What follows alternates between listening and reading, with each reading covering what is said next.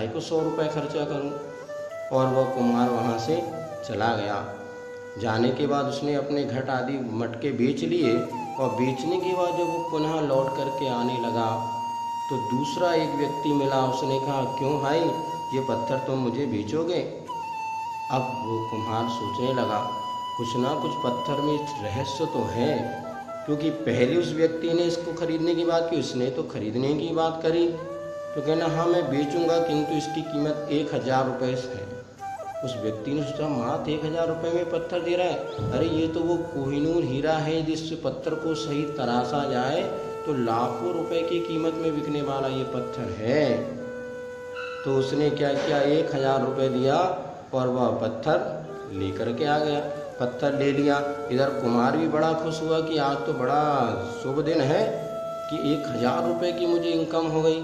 और वह लौट करके वापस अपने घर की ओर लौट रहा था कि उसको वही पहला व्यक्ति फिर मिला। उसने पूछा, क्यों भाई, वो पत्थर कहाँ है जो तुमने अपने गधे के गले में टांगा था? अरे बोले, भैया वो पत्थर तो मैंने 1000 रुपये में बेच दिया और तुम उसे 100 रुपये में लेने में मना कर रहे थे। तो पहला वाला व्यक्ति मुस्कुराया। अरे बोले, तुम मूर्ख निकले। क्यों? वो पत्थर साधारण पत्थर नहीं था, उसे तराशा जाता तो बहुमूल्य हीरा बनता और लाखों रुपए में बिकता। तुमने मात्र 1000 रुपये में उसे बेच दिया। इस बात को सुनकर के वह जो कुम्हार था वो और जोरों से हंसा। बोले, भैया मैं तो मूर्ख था, मैं तो अनजान था, फिर भी मैंने 1000 रुपये कमा लिए।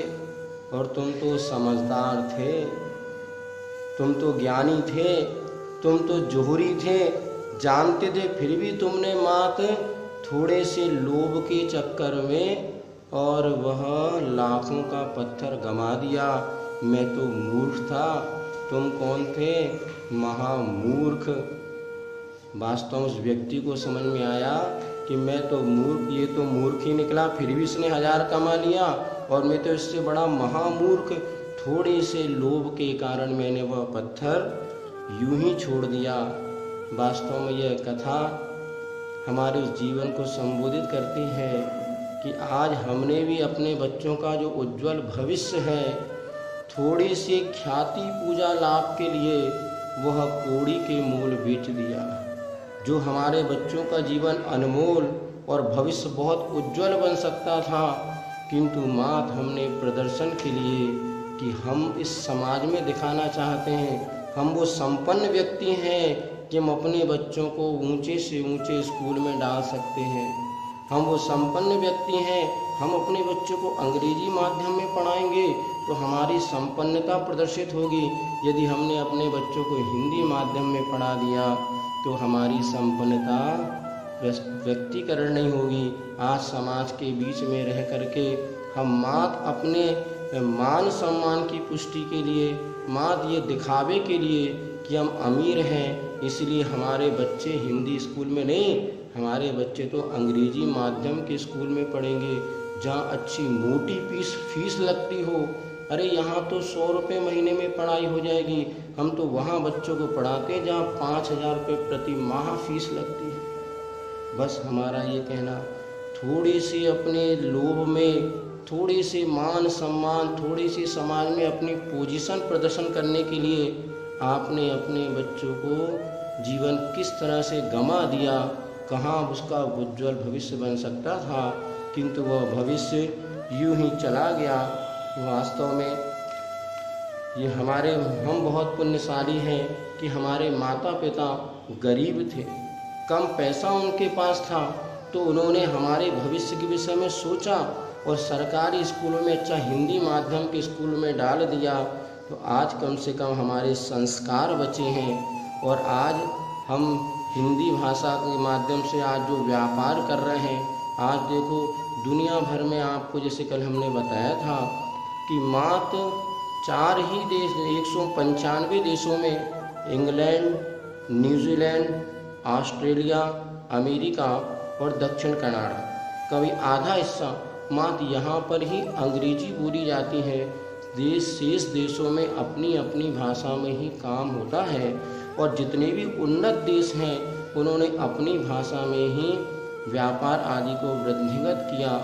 और हम ये सोच रहे हैं कि हम अपने बच्चों को अंग्रेजी शिक्षा के माध्यम से उनका भविष्य बहुत उज्जवल बनेगा, तो निश्चित ध्यान रखो ये हमारी बहुत बड़ी मिथ्या धारणा है। वैसे समझते तो सब हैं, समझदार भी हैं, फिर भी एक मिथक जो एक परंपरा चली आ रही है उसको तोड़ने के लिए बहुत पुरुषार्थ करना होगा। आज हमारे यहाँ पर जब हम इस बात को समाज में रखते हैं तो माता पिता के सामने बात रखते हैं कि हमारे माता पिता ने हमें हिंदी माध्यम से शिक्षा दिलाई, तो क्या आज हम भूखे मर रहे हैं? आज हमारे पास क्या ज्ञान नहीं है? सब कुछ है, किंतु उन माता पिता के पास दिखावा नहीं था, उनके पास प्रदर्शन की भावना नहीं थी, उनके पास पैसा कम था, तो वो 50-100 रुपये में साल भर पढ़ाई हो जाती थी। आज हमारे पास पैसा बढ़ गया है, आज हम अपने पैसे का प्रदर्शन कर रहे हैं मात्र बच्चों को लेकिन सामने बना करके अपने अहंकार की पुष्टि के लिए बच्चों के भविष्य के बारे में नहीं सोच रहे। यदि बच्चों का उज्जवल भविष्य बनाना हो तो आपको मातृभाषा या हिंदी भाषा का सहारा लेना ही पड़ेगा। आज आप देख लो, जो बच्चे हिंदी पढ़ना नहीं जान रहे हैं वो आगे क्या करेंगे? यदि अंग्रेजी पढ़ेंगे, अंग्रेजी देखेंगे, अंग्रेजी सुनेंगे, तो क्या वो हमारे शास्त्रों के रहस्य को समझ पाएंगे? अब अंग्रेजी पढ़ने वाला बच्चा यदि अंग्रेजी फिल्म ही देखेगा, हिंदी फिल्म तो नहीं देखेगा। और अंग्रेजी फिल्म यदि वो देखता है तो देखो अंग्रेजी फिल्मों में क्या चीज़ दिखाया जाता। हमें ध्यान है बचपन में अंग्रेजी फिल्म माने ऐसी गंदी फिल्म मानी जाती थी जिसे कोई भी ना देखे, और बहुत उस अंग्रेजी फिल्म 1-1.5 घंटे की होती थी। अब आपने जब अंग्रेजी शिक्षा दिला दी, अब वो बच्चा अंग्रेजी फिल्म देखेगा, उसमें क्या है? बलात्कार, सेक्स, लड़ाई भिड़ाई, फाइटिंग, एक दूसरे के प्रति क्रोध, और ये दूसरे की सारी विकृतियाँ उन फिल्मों में दिखाई जाती हैं। उन फिल्मों को अगर आपका बच्चा देख रहा है तो आप विचार करो, क्या आपके घर में प्रेम, वात्सल, स्नेह का वातावरण बनेगा? इसलिए हमें ये विचार करना चाहिए कि आज हम गुरु जी की आज्ञा या गुरु जी की बात मानते हुए अपने बच्चों को हिंदी माध्यम की शिक्षा में अग्रसर करें, हिंदी के प्रति सम्मान करें। और हिंदी भाषा में आपको लगता है कि हमारा अकेला बच्चा यदि वहाँ पर जाएगा तो हमारा कैसे विकास हो पाएगा? तो हमारा इतना ही आपसे कहना है कि हिंदी भाषा की शिक्षा यदि आपको लगता है कि अकेला बच्चा नहीं, 2, 4, 10 लोग यदि आप मन बना लें, एक साथ संकल्पित हो जाए कि हमें अपने बच्चे का उज्जवल भविष्य करना है, ना कि दूसरों को दिखाने के लिए अपने बच्चों के बचपन और उनके भविष्य का बलिदान करना है, बल्कि हमें अपने बच्चों का उज्जवल भविष्य करना है। मात्र 5-10 पेरेंट्स अगर इस बात का मन बना लें और आप 10 बच्चों को वहाँ पर डालेंगे तो धीरे धीरे बहुत से लोग अपने बच्चों को हिंदी माध्यम के स्कूल में डाल सकते हैं।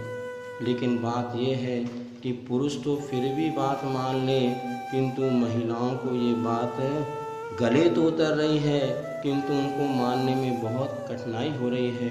हमें लगता है कि देखो, आचार्य महाराज ने मूक माटी महाकाव्य में लिखा है कि वह माँ के आंचल में वह दूध हमेशा प्रतीक्षा करता है कि कैसा भी बच्चा हो, भूखा या प्यासा हो, वह दूध उमड़ करके आ ही जाता है।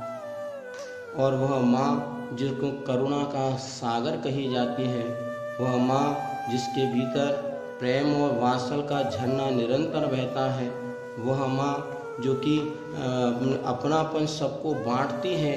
आज पता नहीं वो माँ भी कैसे प्रदर्शन के चक्कर में आ गई कि माँ अपने अहंकार और अपने दिखावे के लिए कि हम बहुत अच्छे परिवार के हैं या हमारे बच्चे को बहुत अच्छी अंग्रेजी आती है, मात्र प्रदर्शन के लिए, और वह माँ इतनी निर्दयी बन गई है कि बच्चे के भविष्य को छोड़ करके माँ अपने दिखावे के लिए वह बच्चों के भविष्य से खिलवाड़ कर रही है। हमारा कहना, देखो, नारी का इतना आदर्श है, स्त्री वो कहलाती है जो कि पुरुष को 3 वर्ग में धर्म, अर्थ और काम, और इन सब में पुरुष को स्वयं सहयोग प्रदान करती है, स्वयं वह कार्य करती है और उसको आगे बढ़ाती है। किंतु आज माँ ये थोड़ा सा भी विचार करे